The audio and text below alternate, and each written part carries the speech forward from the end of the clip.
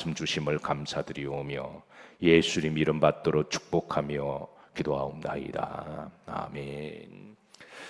자, 오늘 시편 114편의 전체 주제는 애굽에서 나올 때라고 하는 제목입니다. 1절에 보시면 자, 여기에 이 말씀이 두 번 반복 나오는데요. 다 같이 합독하십니다. 이스라엘이 애굽에서 나오며 야곱의 집안이 언어가 다른 민족에게서 나올 때에 그랬습니다. 자, 나올 때에 애굽에서 나올 때 이는 이제 출애굽의 역사를 이제 말씀해주고 있습니다. 자, 시편 기자는 출애굽을 그 당시 역사를 기억하며 그때 하나님이 행하셨던 놀라운 일들을 회상하고 있습니다. 그래서 시편 114편은 다른 말로 출애굽의 노래라고 부르기도 합니다. 출애굽의 시라고 부르면서 하나님이 출애굽하신 구속의 역사를 잊지 않고 기억하고 기도하고 감사합니다. 이는 마찬가지로 신약 시대에 우리 그리스도인들이 늘 기억해야 될 것이 바로 이제 구원의 역사입니다. 예수 그리스도의 구원의 역사, 나를 구원해 주시고 나를 인도하시고 나를 천국까지 인도하실 구원의 역사를 이스라엘 백성들이 유월절을 지키면서 늘 기억하듯이 우리는 십자가를 바라볼 때마다, 특별히 성금요일 때마다, 그리고 특별히 주일날 우리가 예배드릴 때마다 늘 기억하시는 성도님들이 되시기를 주의 이름으로 축복합니다. 자, 본시에서 시인은 이제 하나님이 행하신 위대한 역사적인 교훈을 전가합니다. 즉 출애굽에게서 나오게 하신 분은 하나님이시라고 하는 것이죠. 하나님께서 우리를 나오게 하셨다. 하나님이 우리 민족을 구원하셨다. 하나님이 우리 민족을 해방하게 하셨다. 우리가 이것을 잊어버리게 되면 인간은 참 심리적으로 묘하게도 나중에 딴소리합니다. 그래서 우리가 잊지 않고 기억하고 이런 역사들을, 하나님의 역사를 우리 후손들에게 알려주고 또 우리가 또 기도해야 될 사명이 있습니다. 자, 한 가지 묻습니다. 얼마 전에 우리나라가 이제 8.15 광복 기념 일을 지냈습니다. 세월이 한 72년 정도 지났죠. 그런데 우리나라를 광복하게 하신 분이 누구신가요? 분명 하나님이시죠. 그때 역사적 정황을 보면, 우리가 역사를 복기를 해보면 역사를 조금이라도 안다면 하나님이 우리나라를 긍휼히 여기시고 주변 국제 정세를 움직이시고 그리고 역사를 움직이신 분 하나님이시고, 그래서 주변 나라를 도와서 우리나라를 해방하게 하셨습니다. 어떤 분에게 이게 당연한 일이고 특히 믿는 사람들은 당연한 일인데, 근데 세월이 좀 지나니까 사람들이 딴소리합니다. 제게도 가끔 우리 교인들은 아니지만 여기저기에서 문자가 올 때가 있는데요. 어떤 사람 막 분노에 차서 그런 문자를 보내두군요. 우리나라가 해방된 것은 누가 미국이 도와서 그랬다든가, 누가 외부에서 도와줘서 그랬다는가, 우리는 우리 스스로 그때 역량이 있었다, 우리 스스로 독립에 힘이 있었다, 뭐 이런 식으로 문자를 장구하게 보내시는 분이 계세요. 물론 부분적으로 우리 민족을 자꾸 자긍심을 일으키는 건 좋은 일이지만 우리가 정직하게 평가를 해보면 그래서 마치 우리가 그때 힘도 있었고 의지도 있었고 그리고 능력도 있었고 우리 스스로 독립했다는 것을 너무 지나치게, 그래서 마음이 좀 섭섭했던 그런 기억이 있습니다. 인간이 참 묘하기도요. 세월이 지나면 잊어버립니다. 그리고 딴소리를 합니다. 그래서 성경의 시인은 애굽에서 나올 때 나오게 하신 분은 누구시다? 하나님이심을, 이것이 그 후손들이 잊지 않도록 역사를 전수해주고 또 하나님의 은혜를 알려줄 때 그들이 하나님 잊지 않고 믿음이 전수된다는 것을 다시 한번 강조하고 있습니다. 자, 1절에 보면 재미있는 정보를 주고 있습니다. 자, 1절 여기 보시면 중반절입니다. 자, 이스라엘이 애굽에서 나오며 그랬습니다. 그리고 야곱의 집안이 뭐가 다른 민족에게서 나올 때에 언어가 다른 민족에게서 나올 때에 그랬습니다. 좀 독특한 용어를 쓰고 있습니다. 야곱의 집안은 누구의 집안을 이야기하죠? 그것으로 올라가면 이스라엘 민족의 믿음의 조상은 누구죠? 아브라함이죠. 여기에 독특한 것은 집안 가문이라는 용어를 쓰고 있습니다. 지금 민족 나라들을 이야기하고 있는데, 그러니까 히브리 민족, 히브리 이스라엘 나라는 역사를 그것으로 올라가면 누구로부터 시작하신다고요? 그는 아브라함부터 시작한다는 거예요. 그래서 지금 아브라함의 집안을 이야기합니다. 내 시작은 미약하였으나 내 나중은 심히 창대하리라. 이 말씀은 단순하게 이제 욥에게만 주신 말씀이 아니라 이제 원래는 아브라함에게 주신 말씀입니다. 아브라함의 집안은 미약하였으나 자손이 하나도 없었으니까, 근데 하나님이 이제 자손이 없었을 때 자손을 주시겠다고 약속하셨고, 그리고 하나님이 약속대로 세월이 지나 보니까 아브라함의 그 한 집안이 나중에는 창대한 민족이 되고 나라가 되었습니다. 그래서 역사를 거슬러 올라가서 복기를 하면 지금 오늘 시인은 이제 이스라엘의 원 역사 거슬러 올라가면 그런 이제 야곱의 집안, 올라가면 이삭의 집안, 올라가면 믿음의 조상 아브라함을 지금 이야기를 하고 있습니다. 저는 여러분들의 패밀리, 여러분들의 가정, 여러분들의 가문을 통하여 이제 하나님의 명문 가문들이 되기를 주의 이름으로 축복합니다. 물론 태어날 때부터 모태신앙으로 태어나시고 이렇게 그런 가정의 믿음의 배경 가운데 문화 속에 그렇게 하나님의 말씀을 듣고 살아가면서 하나님을 믿는 게 지극히 당연한 집안은 복을 받은 집안이에요. 그런데 태어날 때부터 우상 숭배 집안에 태어나고 하나님을 믿는 게 너무 낯설고 어색하고 영적 코드도 맞지 않고 그런 사람들이 이제 하나님을 믿게 될 때는 그게 뿌리를 영적으로 옮기는 거기 때문에 쉬운 일이 아닙니다. 그러나 그럴지라도 혹시 여러분 가운데 여러분이 첫 때라면 여러분들이 그 패밀리에, 여러분의 가문에 신앙의 이제 조상들이 되시고 여러분들이 아브라함이 되시고 여러분으로 말미암아 한 패밀리가 이제 가문이 되시고 가문이 민족이 되고 그 민족이 나라가 되는 그런 축복이 있는 가문이 되시기를 주의 이름으로 축복합니다. 근데 야곱의 집안 결국은 이제 아브라함의 가문을 이야기하거든요. 아브라함의 가문, 이 아브라함의 가문에 자 집안이 뭐가 다른 민족에게서 언어가 다른 민족에게서 그랬습니다. 자 저들이 출애굽에 나올 때 히브리 민족은 애굽에서 430년 동안의 노예 생활을 했습니다. 당시 모든 길은 애굽 제국으로 통하는 길이었습니다. 모든 길은 로마로 통하듯이 모든 길은 애굽의 나일강을 통해서 전 세계로 나일강이 당시의 고속도로였습니다. 지금의 고속도로는 이제 차가 다니는 도로지만 로마의 길은 이제 길을 놓고 세계를 정복했지만 당시 애굽은 나일강의 주류와 나일강에 뻗어 있는 지류를 통하여 고대 근동 지방에 가지 못하는 곳이 없었고 나일강을 타고 가면 지중해도 가고요.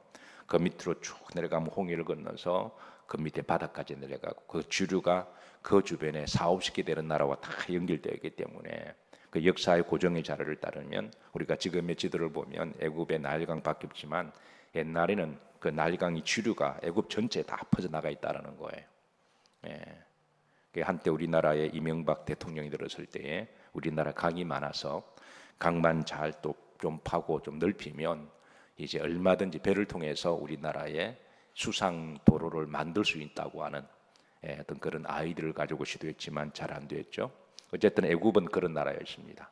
당시에 수상 고속도로가 쭉 그 지역에 다 퍼져 있어서 그래서 엄청난 물량과 교역이 활발하고 전 세계에 있는 모든 부를 다 끌어들였던 나라가 바로 애굽의 대제국이었으니까 애굽이 2000년 동안 세계를 지배했으니까 그 나라 정말 대단한 제국이었습니다. 그래서 한 나라가 세계를 통치할 때는 그 주변에 있는 나라들이 다 그 나라 언어를 배우려고 그러죠. 지금의 우리 아이들이 태어나면 제일 먼저 가르쳐 주는 것이 이제 엄마보다도 맘마, 아빠보다도 파파. 그래서 여유가 있으면 뭐 영어 사교육 시키고 버는 돈의 20% 30%까지 투자해서 그 아이를 국제 언어를 가르쳐서 이제 국제적인 그 이제 좀 지평을 넓혀주고 세계를 무대 삼아 뻗어나가게 하는 것이 부모의 마음이듯이 세계 당시에 애굽에는 이스라엘 백성들이 있을 때는 애굽이 대제국이었습니다. 애굽의 언어가 세계 공통어였고요. 그래서 애굽의 언어를 가르치려고 할 때, 그런데 여기에 보시면 1절입니다. 야곱의 집안이 언어가 다른 민족에서, 그런데 이제 이스라엘 백성들은 430년 동안에 애굽에 살면서 그들의 언어를 기억하고 있다라는 거예요. 우리나라는 36년 동안에 잠깐 일본 식민 통치를 당했습니다. 강제로 강점을 당했죠. 그럴 때 일본 사람들이 우리나라를 동화시키기 위해 제일 먼저 하는 것이 바로 여러분 잘 알다시피 언어 말살 정책이었잖아요.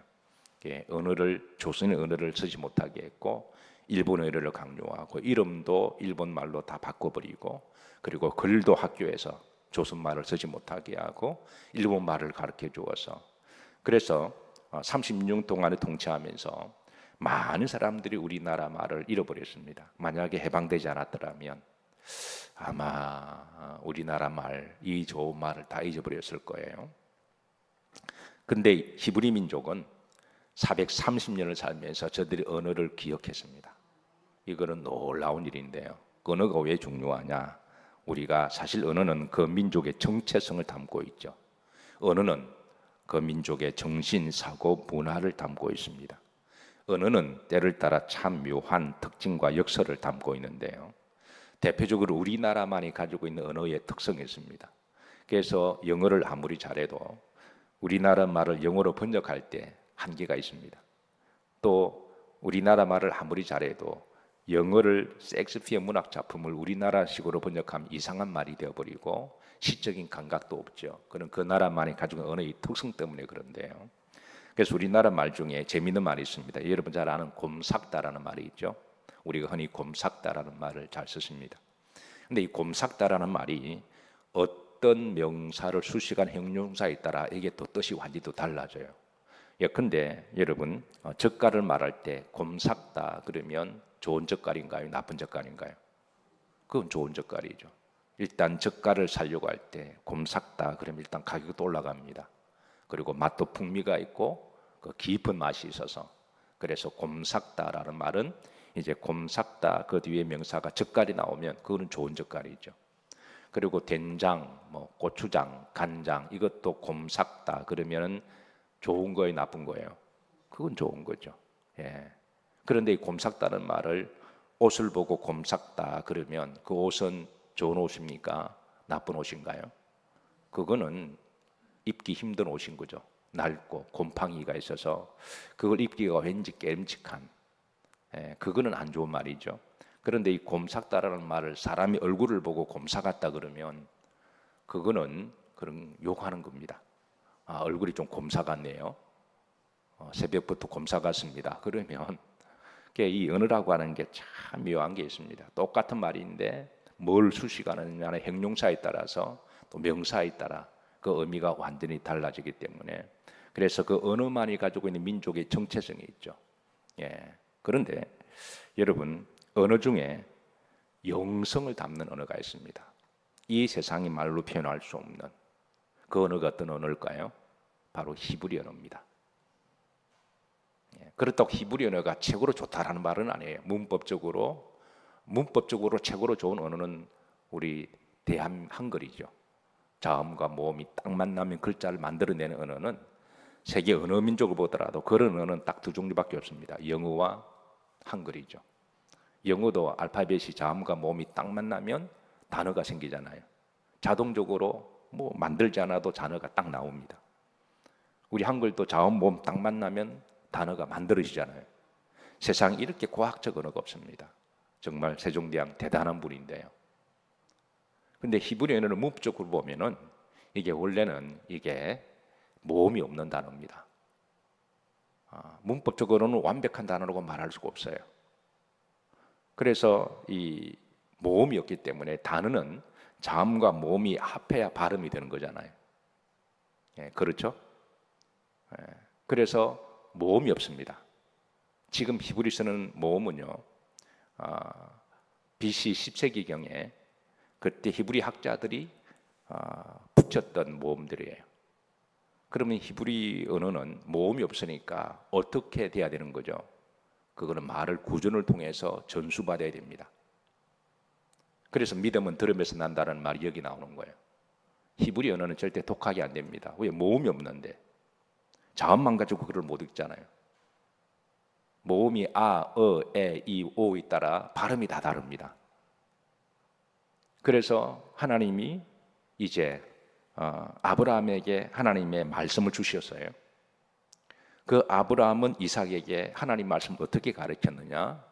문법적으로는 가르칠 수가 없습니다. 옛날에는 모음이 없었으니까. 그러니까 하나님께 들은 말씀을 그대로 가르쳐 주는 거예요. 이게 바로 히브리 언어의 특징입니다. 그래서 믿음은 들음에서 나는 거예요. 지금은 자음이 들어가 있어서 이제 히브리 학자들이 역사적으로 내려오는 말을 다 통합해서 이런 말은 이런 자음에 들어갈 거다. 유추해서 자음을 넣어서 우리가 지금 히브리 언어를 보고 있지만, 근데 원래는 원문에 보면 자음이 다 없어요. 그럼 이런 자음들은 신앙의 선배들이 부모님이 전수되었던 말들을 그대로 기억하고, 히브리인들은 또 좋은 거는 머리가 기가 막히게 좋습니다. 암기를 잘하는 민족이에요. 들었던 말을 그대로 전수해 주는 게 바로 구약의 하나님의 말씀이었습니다. 그래서 믿음은 들음에서 난다는 말이 바로 거기서 나오는 거죠. 들어야 말씀을 기억하는 거죠. 그래서 히브리 언어가 문법적으로 완벽하다는 건 아닙니다. 중요한 것은 하나님이 그 언어를 통해서 아브라함에게 말씀하셨던 하나님의 뜻을 품고 있는 언어라고 하는 거예요. 그런 점에 있어서 하나님을 믿는 백성들이 히브리 언어가 특별하고 우리가 히브리 민족주의자가 돼서 그 언어를 배우는 게 아니라 하나님이 말씀하셨던 그 언어를 우리가 그대로 전수받기 위해서 우리가 그 히브리 언어를 배우고, 또 신약 시대는 예수님이 하셨던 그 뜻을 알기 위해서 헬라어를 기본적으로 배우는 것이죠. 어쨌든 재미있는 것은 이제 언어 중에 영성을 담고 있는 언어가 있습니다. 그게 바로 히브리어 언어입니다. 하나님이 아브라함에게 주셨던 그 언어, 오리지널 언어. 하나님의 마음을 담고 있는 언어가 있습니다. 그게 히브리 민족의 언어입니다. 하나님의 품속에 하나님의 뜻, 하나님의 사상을 담고 있는 언어가 바로 성경의 말씀입니다. 중요한 것은 이스라엘 백성들이 430년 동안의 애굽의 노예를 살면서 그들의 언어를 잊어버리지 않았다는 거예요. 물론 애굽의 언어도 배웠습니다. 저들이 애굽의 언어를 배웠습니다. 그런데 그 애굽의 언어를 배우면서도 바로 하나님의 히브리 민족의 하나님이 아브라함에게 주셨던 그 언어를 저들은 계속 간직하고 있다는 거예요. 자, 모세가 하나님이 이제 모세를 쓰실 때 모세가 나중에 이렇게 5번을 거절합니다. 하나님, 나는 자격이 없습니다. 쓸만한 사람을 보내소서.